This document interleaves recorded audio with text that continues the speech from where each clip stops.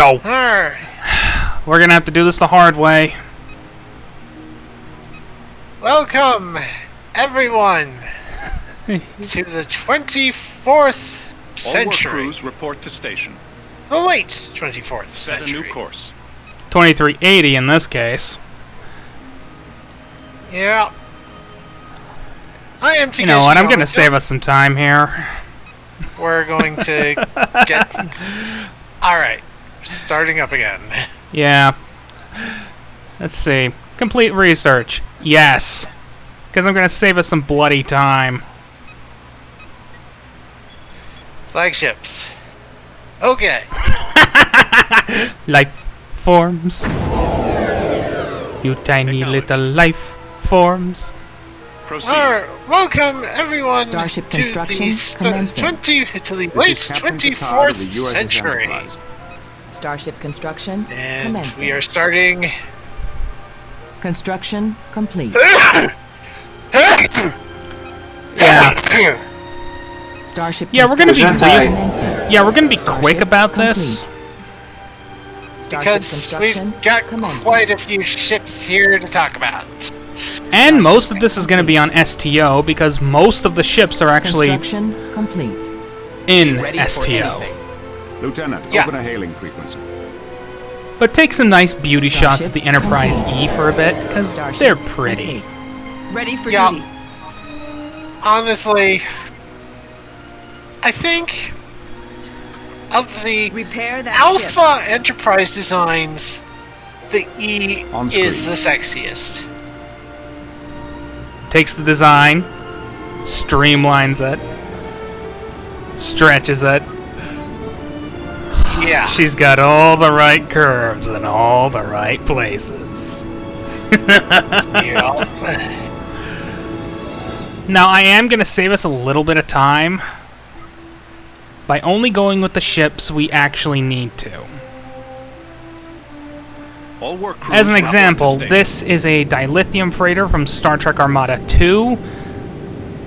Well, Star Trek Armada Pure series. It's a very logical design. Yep. Doesn't It have a works. class name. Yeah, no class name, but it works as a freighter. Knowledge, Starfleet. Lieutenant, open a hailing frequency. Now, you did see a construction ship earlier, but we're not talking about those. Where are we needed? Yeah. This is another repair ship. I believe it's based off the Aegean class, but I can't entirely be sure. Yeah. Now, this also dips into the Lost era, mostly because of registry codes. Yeah. I define the Lost era of starships in Trek as NCC 3000 or so, or at least Starship 10,000 to, well, Standing by. the USS Galaxy. Yeah. Starship construction See, this is commencing. a nebula. This is a nebula class. Which is going to be having the extra warp nacelles. Yeah. Which is not seen in STO, which is the only reason we are even Starship seeing this. complete. Yeah. Another example of ships not seen in Begin a STO is sensor this scan. thing. The Norway. Just look at the registry code. 64800. Way too low to be a post-Wolf 359er. Now I can accept a refit, Starship complete. but the general design screams pre-Galaxy. Fair enough. Give the word. Oh, here's the Neb with the extra little warp nacelles. That looks kind of cool. It's cute. Yeah. Looks like it has bunny ears. Fair enough. Oh, Years. bunny ears. Here comes Peter Nebula Tail, up and down the Starlight Trail. Hoppity hoppity sailing along. Oh my god, that is hilarious. You could Yeah. say this is the Pursuit variant of the Neb. Yeah. If you need to chase something down at high speeds, this Oh, is perfect. what- It's just perfect. It's just as fast as a rabbit then too. yeah. And Just behold, where to go. one of the replacements for the Miranda. Until Wolf 359 happened.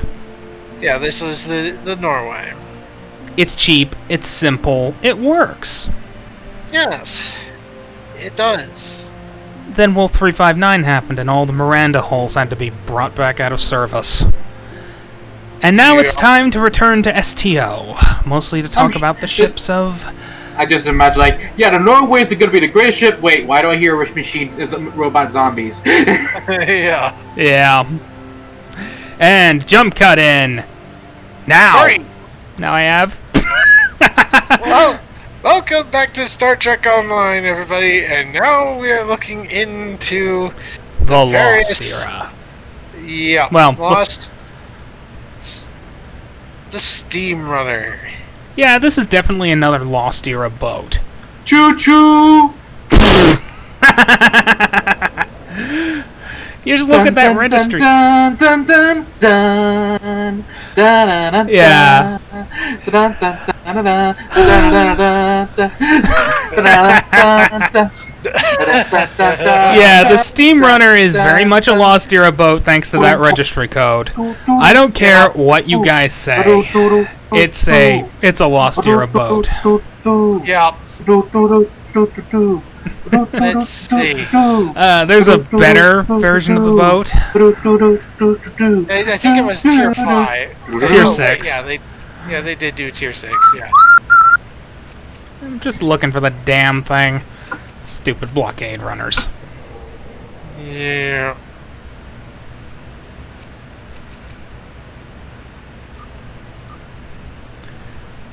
Ah, there it is. Let's see that. Yeah, that's the Tier 5. And But here we're we not have- talking about that variant. We're talking about this one. It's very Yep. much a... it's a Lost Era boat because it screams transitional. Yeah, and it is very blocky. Granted, this is because the computers of back then sucked. Yeah. But there is a variant, and... oh. I have a perfect way of showing it off. It's just... yes, I have fleet equipment. And it's all gold. I grind. You do not just grind, Ron. You are the personification of the grind. Okay, Windows Steam Runner. You simply embraced this grind. I was born by it, molded by it, and I not see the sun until I was a man. Yeah, originally there was a way to put Excelsior style, well, an earlier style of escape pod on this thing, Huh. but apparently that was patched out. I just know the Akira has it. Right. Speaking of the Akira, that's probably going to be our next one. Oh, you have no bloody idea. See, as I stated before, the registry codes tell all. It tells you when the ship was made, when it was born, and it tells you what the design language was. Now, a lot of you are probably going to be going, look at the escape pods. They belong on the Sovereign class. What are you talking about? Well, for one, it's quite easy to remove those escape pods, especially if the ship's been mothballed. And look at the registry code.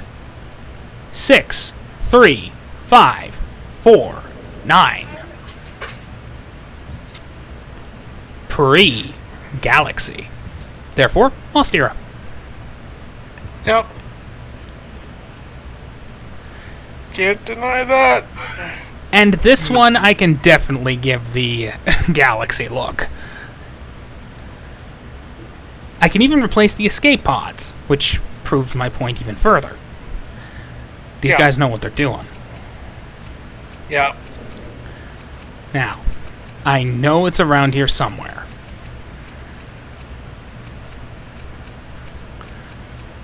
Stupid bloody science ships.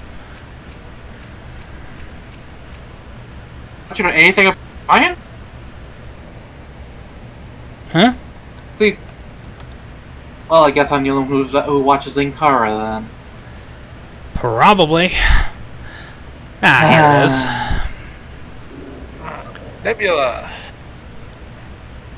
This was the first version of the Nebula anyone saw. At least clearly. Yeah. This was The one with the one with the extra nacelles was seen at Wolf 359 as wreckage. Yeah. This was the first one we saw as a proper starship. This is the Phoenix type. An S-Wax. Yep. Oh, a bit of fun. The Akira was a carrier. Yeah. But this thing, the Phoenix, the pod on the top of this variant is a sensor pod. With 4 little photon torpedo launchers.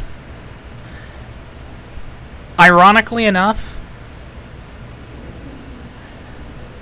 this predates the Galaxy. Yeah. In fact, that's made even more clear, because look at the secondary hull. That looks very primitive. Especially when you compare it to later production types, which look very much like the Galaxy. Yeah. Which also include the torpedo pod. Yeah.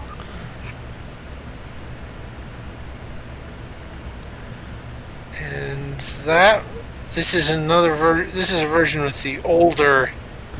Yeah, you could call this the transitional variant. Yeah. Disturbingly enough, there aren't a lot of ships that have the Lost Era stuff. Yeah. There are 2 major examples. Recon.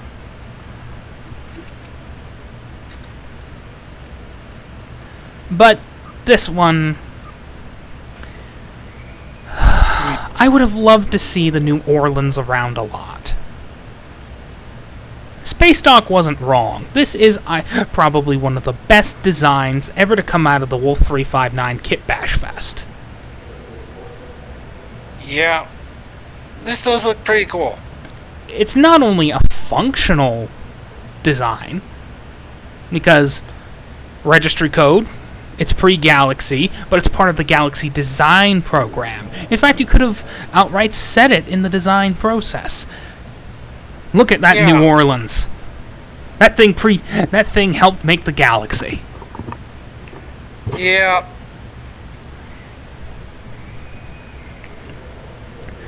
And again, it's a Lost Era ship.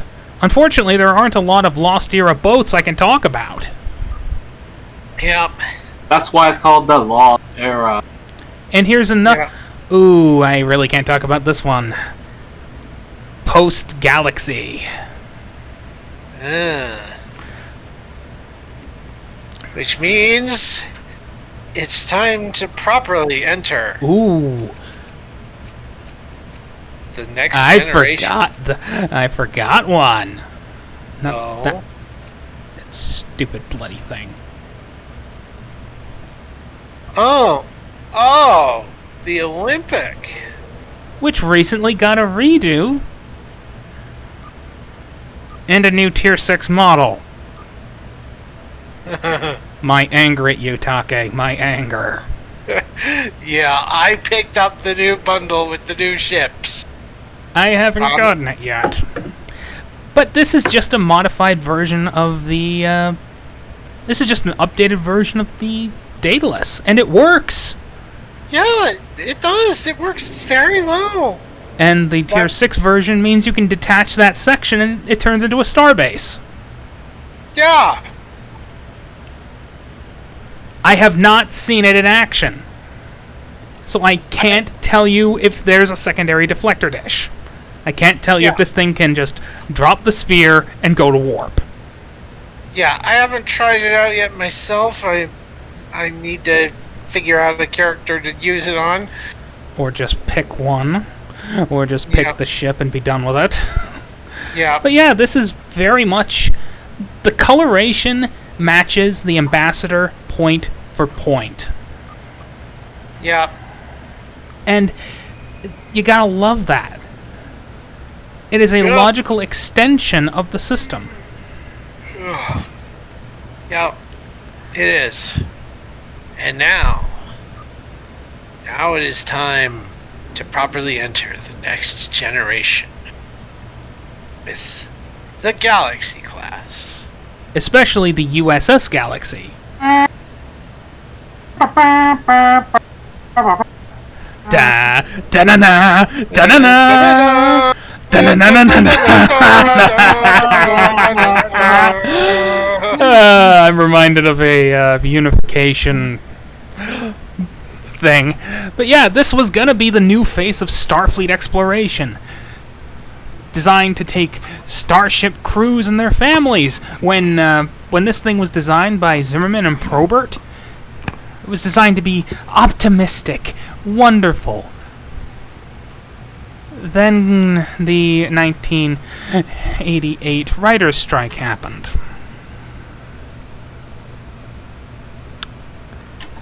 And guess who was introduced?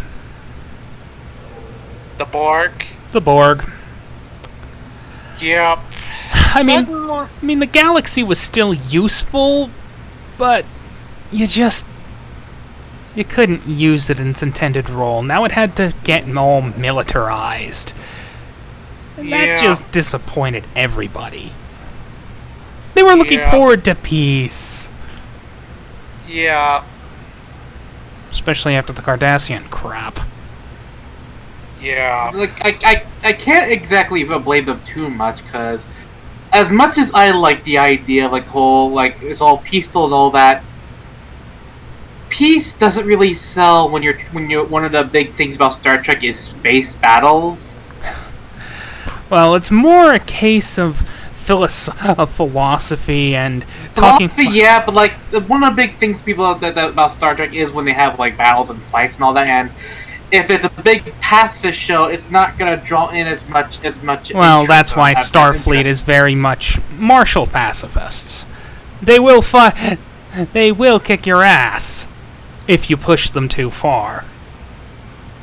But you have to push them that far to get them to kick your ass. And the Klingons have learned this way too many times. Oh yeah. Which brings us to this thing. Yep. As Ron calls it, the go-kart. As many fans call it, Ben Sisko's MFing Pimpand. As I call it, one of the most unique ships I have ever seen in Trek. I won't deny the uniqueness. It is very different than the usual Starfleet fare.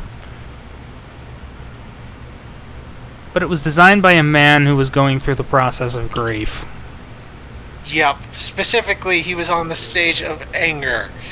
And yes, Starfleet needed an anti-Borg design. But you don't strap a V-12 to a go-kart. No. This was not strapping a V-12 to a go-kart. This was strapping a fighter jet engine to a go-kart. I'm not like attaching a nuclear fusion reactor to a go-kart. That's effectively what they did too.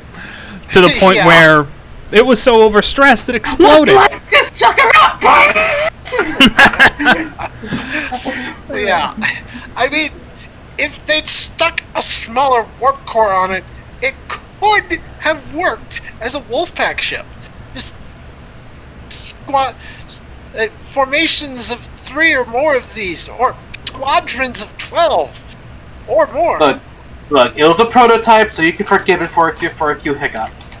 Yeah, but Cisco wanted it to go into production as it was. Yeah. He wanted to go from prototype to production in one step. But you can't do that. That's not how it works.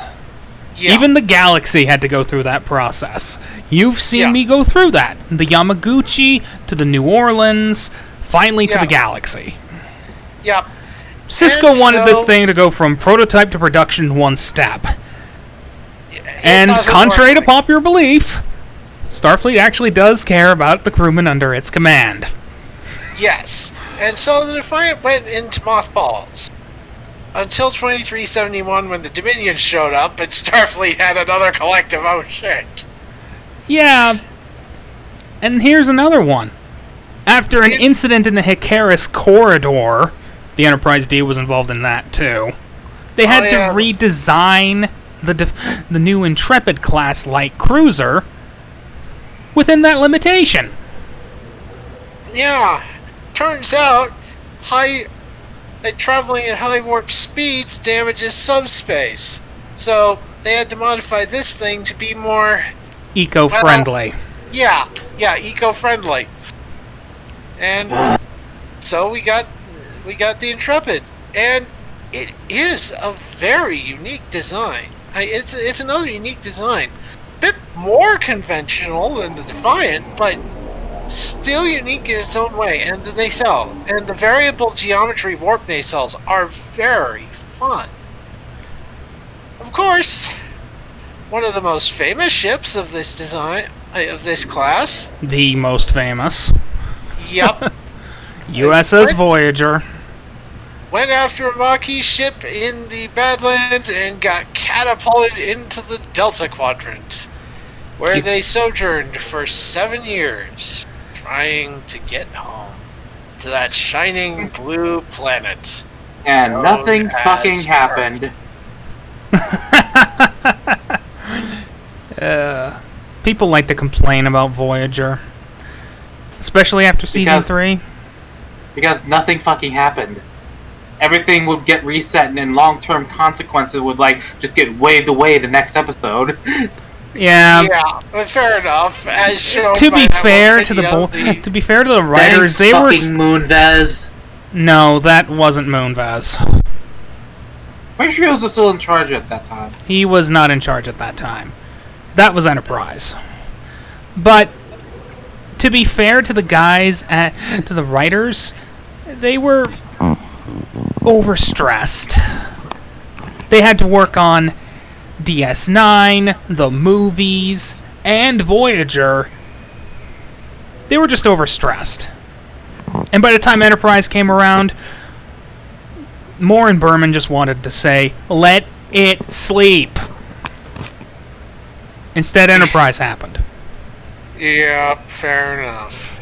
That said, Enterprise was still better than other options. Yeah. But, yeah, those are the hero ships. Now we're moving on to the,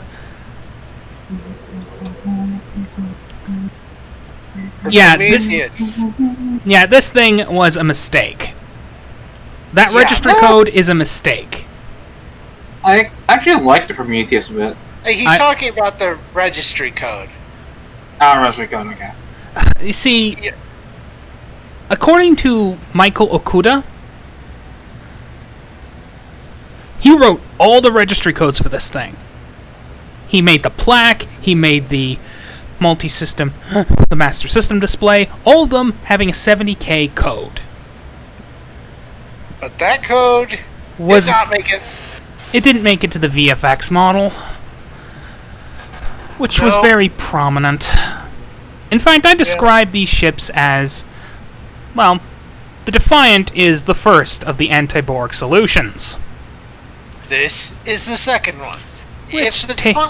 Which takes from the Enterprise D's rescue of Picard. Yes. If 2 is good, 3 is better! Yup. Multi-vector assault mode. One ship becomes 3. If we're to... If Star Trek were Gundam, this would be a new type machine. All range attacks, baby. You're gonna need a new type to drive this thing. The computer systems were unreliable. And, like I said, it was an anti-Borg response. Based on the saucer separation tactic used in Best in Both Worlds. We only saw one of them ever built. Yup. Which brings us to the most conventional and arguably the sexiest of the options. Yup. The Sovereign class. And, oh boy, is that sexy. So streamlined, so beautiful.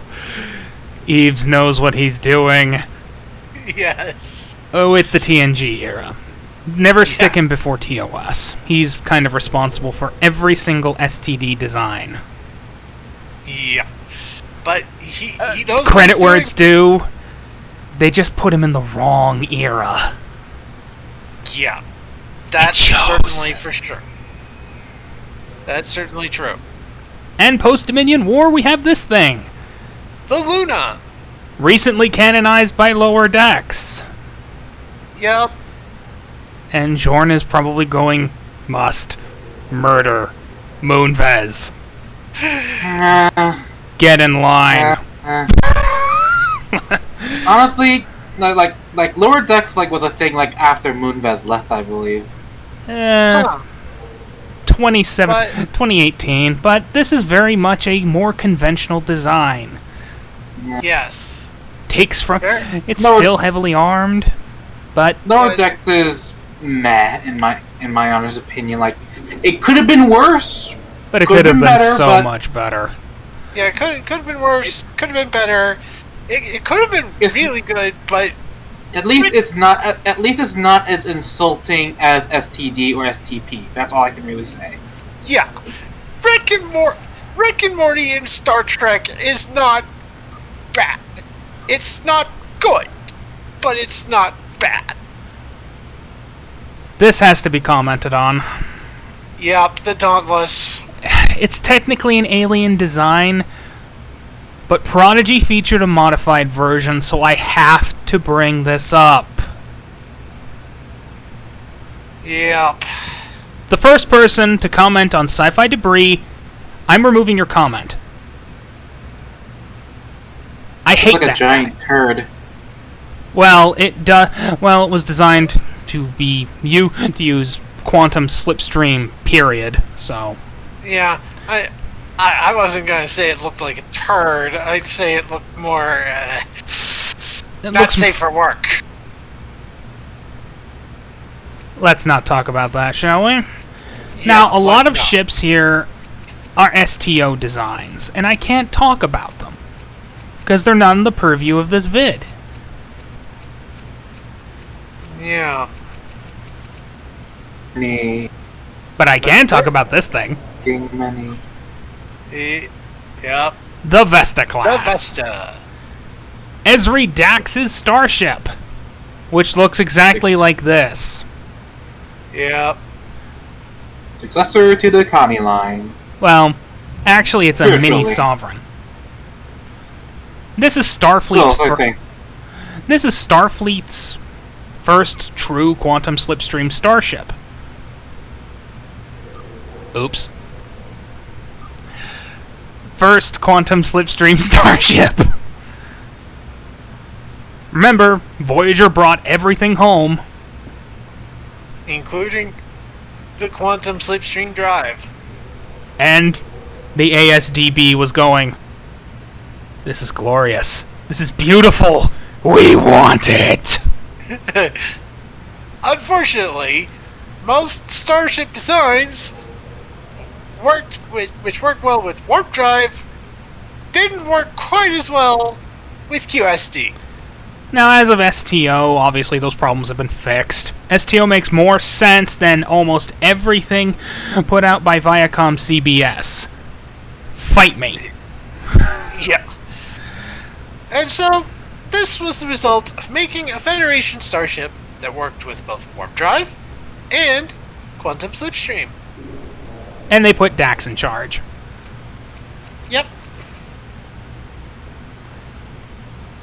we're not going to talk about the Reliant. Or these. I think we're starting to run out of TNG ships. Yeah, I think We are running out of TNG ships. Almost everything here is STD or onwards. Yeah. This is a short podcast. Yeah.